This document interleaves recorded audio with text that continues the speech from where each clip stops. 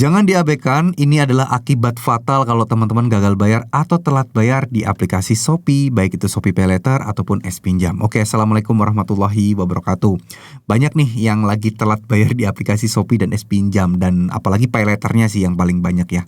Nah, jadi apa sih yang harus kita lakukan dan harus kita pahami gitu loh sebelum kita gagal bayar atau dalam kondisi telat bayar atau galbe seperti ini. Oke, gini teman-teman, ketika kita galbe atau telat bayar seperti ini, banyak hal sih yang harus teman-teman pertimbangkan gitu loh. Di Shopee itu kan mereka punya data kita ya, mereka bisa mengakses kontak di HP kita karena mereka ya adalah aplikasi e-commerce yang memang bisa membaca dan memang diizinkan. Kontak kita bisa kebaca, lokasi kita udah pasti bisa. Terus histori transaksi kita udah pasti bisa. Meskipun secara aturan Shopee tidak boleh mencampur adukan ini, tapi ya kita tetap harus waspada. Nah, waspadanya sebenarnya tidak perlu melakukan hal apapun sih teman-teman. Karena data udah masuk ke mereka, jadi sebenarnya tidak ada yang bisa kita lakukan lagi gitu. Yang jelas pertama kita harus siapkan mental, proses penagihan, telepon itu semuanya pasti ada. Dan teman-teman juga harus punya wawasan ya. Karena kalau tidak, teman-teman kalau apes ketemu oknum DC yang kurang ajar, ya ujung-ujungnya teman-teman akan habis sama mereka. Kena hasut inilah, kena brainwash inilah, ditakut-takutin lah, gelisah lah, gak bisa tidur dengan tenang lah, berbagai macam hal itu pasti akan teman-teman dapatkan. Ya, akan teman-teman terima. Dan itu memang mau kalian dapat DC yang apes, yang jahat apapun tidak, harus kalian terima dulu. Kenapa? Karena ya gak pernah ada yang tahu. Yang penting mental kita dilatih dulu teman-teman.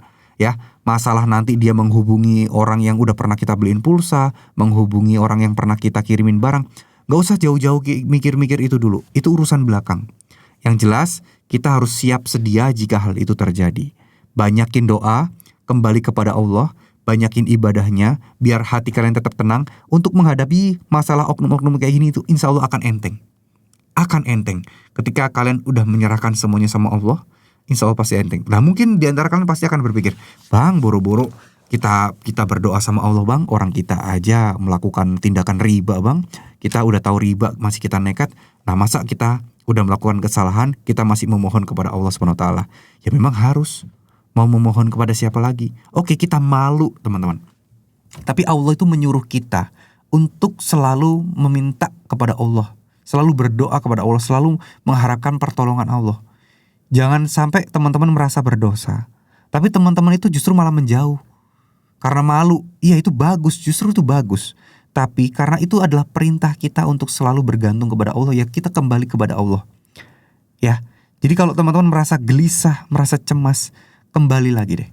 Buka Al-Quran, baca Al-Quran, zikir, istighfar. Kalau kalian memang merasa penuh dosa karena kalian meminjol, istighfar aja terus.